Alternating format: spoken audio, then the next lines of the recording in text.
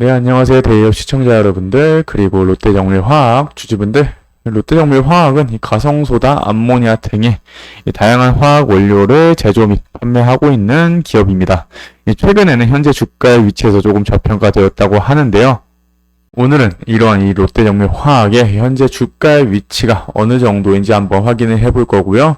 현재 주로 매진하는 사업들 중에서 앞으로 눈여겨보아야 할 사업은 어떤 게 있을지, 사업 전망까지 한번 저와 함께 하나하나 상세하게 알아보도록 할게요. 일단 주가를 보기 전에 이 기업이 어떤 사업을 하고 있는 정도 간단히 보시면 케미칼 사업 부분과 그린 소재 사업 부문이 있습니다.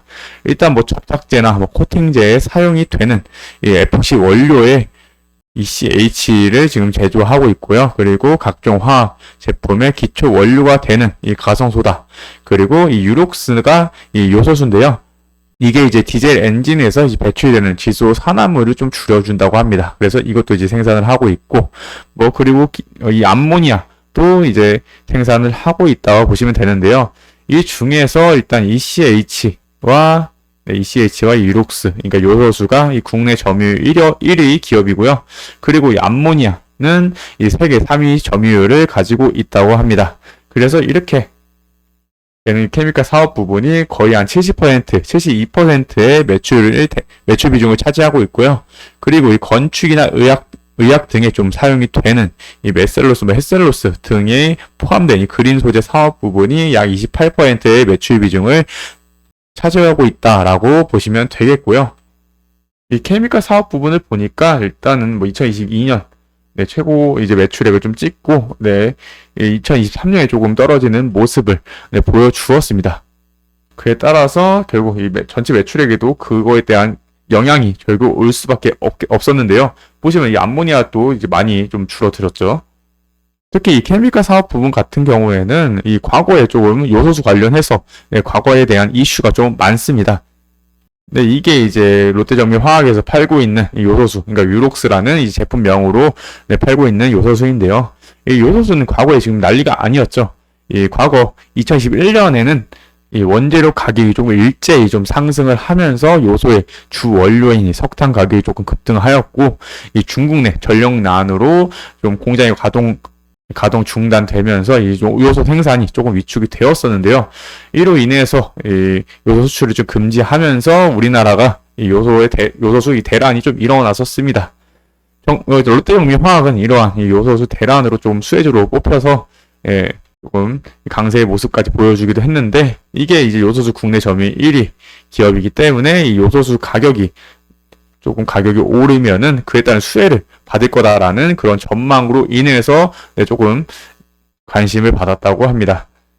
현재는 조금 요소 수입국을 좀 다변화하였고, 이 재고량을 좀 늘렸기 때문에 만약 중국이 다시 한번 이러한 수출 제한을 건다고 할지라도 결국 이제 좀 다변화된 상태이기 때문에 그렇게 큰 영향이 올 것 같지는 않고요.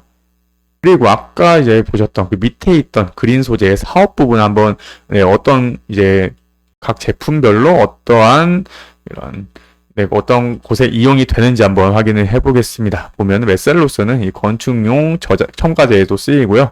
햇셀로스는 이 도료용 첨가제, 애니코트는 이 의약용 첨가제, 그리고 애니에디는 식품 첨가제로 쓰이면서 되게 좀 다양하게 사용이 된다고 보시면 되겠고요.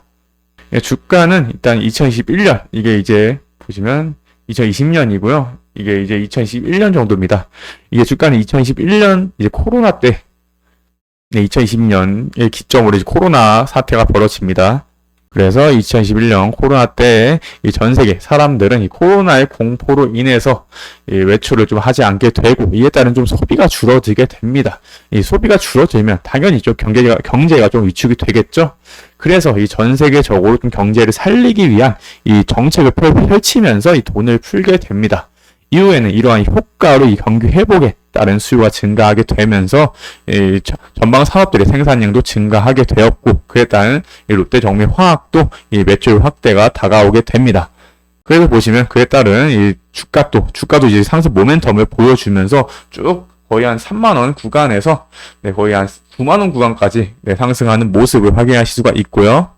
그리고 이때부터 이제 아까 보셨던 이 두 번째 사업 부분, 그 그린 소재 사업 부분을 이 셀룰로스 계열의 공장 증설의 좀 효과가 이 매출 확대로 이어졌고, 그 제가 이 처음에 얘기 드렸던 요소수 대란으로 인한 뭐 요소수 판매가 좀 긍정적으로 다가왔다고 합니다. 그래서 결국 이 매출액과 영업이익, 뭐 단기 순이익 모두 좀 연간 최대 실적을 달성했었는데요. 그리고 2022년 뭐 전망 또한 좀 긍정적으로 이어나가면서 계속해서 이 상승세, 그러니까 10월 한 중순까지 계속 상승세를 보여주었었네요. 쭉 이게 이렇게 좀 상승 추세를 이어나가다가 이게 아까 이제 코로나 때 이 위축된 경제를 좀 살리기 위해서 좀 돈을 풀었다고 했죠. 이 돈을 풀면서 이 수요가 너무 이제 늘어나게 됩니다. 그래서 자동적으로 이 물가가 너무 이제 상승을 하게 돼요. 그래서 이를 막기 위해서, 이게 이제 인플레이션이라고 하거든요. 물가가 이제 생각보다 너무 많이 올라가는 걸. 그래서 이걸 막기 위해서 돈을 이제 다시 좀 거두게 됩니다. 미국을 필두로 좀 금리 인상을 단행하게 되는데요.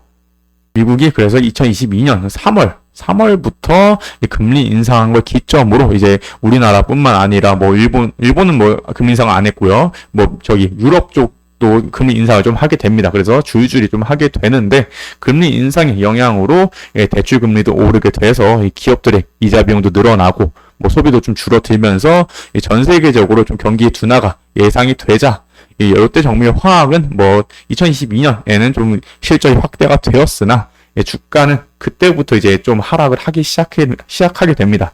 현재에도 뭐 좀 보시면 좀 안 좋은 모습을 보여주고 있는데, 일단 경기 침체에 관련된 이슈로 인해서 뭐 최근까지도 조금 안 좋은 모습을 보여주고 있습니다. 다만 이제 뭐 9월 달에 지금 미국이 뭐 금리를 인하를 할 수도 있다라는 조금 기대감이 펼쳐지면서, 이후에는 뭐 추후에 어떻게 지수가 변화되는지, 그에 따른 이 롯데정밀화학이 어떻게 되는지는 계속해서 한번 확인을 해보도록 할 거고요. 이 재무제표를 봤을 때는 최근에 또 이제 2분기 실적을 발표를 했습니다. 그래서 봤는데 일단 매출액은 좀 늘어났고요.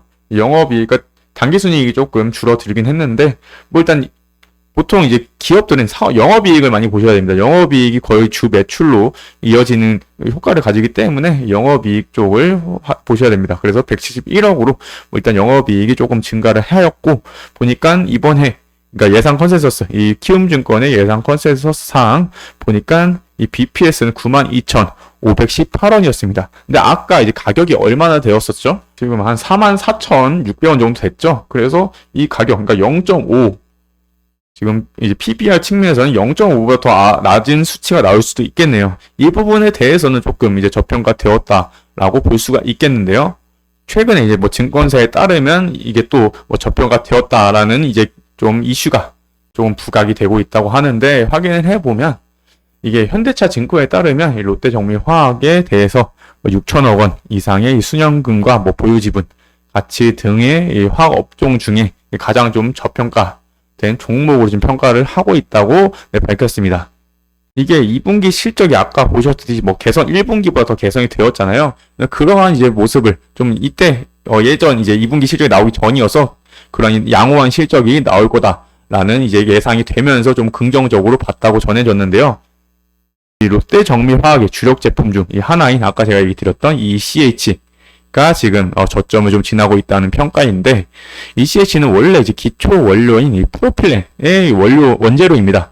그래서 그런데 이 프로필렌을 이 글리세린으로도 지금 이걸로도 지금 이걸 이제 생산을 할 수 있다고 하는데요. 이 중국 업체들이 이러한 이 글리세린을 이용해서 생산을 했었습니다. 그래서 중국은 이제 공급량이 굉장히 많거든요. 그에 따라서 이 롯데정밀화학의 이 CH가 조금 점유율이 좀 딸렸었는데, 이 글리세린의 원료가 되는 이 팜유를 EU가 지금 이 삼림 파괴 지역에서 생산된 거라고 판단을 해서 이 팜유를 이용한 제품들의 유통을 금지할 거라고 합니다. 그래서 이 글리세린의 사용이 점차 이제 줄어들 걸로 지금 예상이 되고 있어서, 그에 따라서 이 수혜로 이 롯데정밀화학이 조금 수혜를 받을 거다라는 평가가 있다고 합니다. 그래서 이에 따라서 이 점차 좀 수익성이 강화가 되어서 현재 주가는 좀 저평가되었다라고 지금 평가를 하고 있는 건데요. 이 부분에 대해서는 이후에 계속 한번 확인을 해보도록 할 거고요. 따라서 이제 현재는 지금 주가가 아까 보셨듯이 뭐 2분기가 실적이 좀 양호했는데 뭐 실적이 아니라 주가는 여전히 조금 지지부진한 모습입니다. 결국 이게 화학 업종으로 지금 분류가 되기 때문에 이 화학 업종이 지금 아직까지는 전체적으로 나아지지 않은 모습입니다. 그래서 결국 이 화학 업종이 이 실적 턴어라운드가 좀 되었을 때, 이 롯데정밀화학도 이 지금 실적적인 부분에서 좀 괜찮은 모습을 보여주고 있으니까 그에 따라서 조금 부각을 받을 수 있을 것으로 판단이 되고 있고요. 뭐 이후에 이제 주가가 어떻게 변화하는지는 계속해서 저와 함께 확인을 해보도록 하겠습니다. 네, 제가 준비한 소식은 여기까지고요. 시청해주셔서 감사합니다.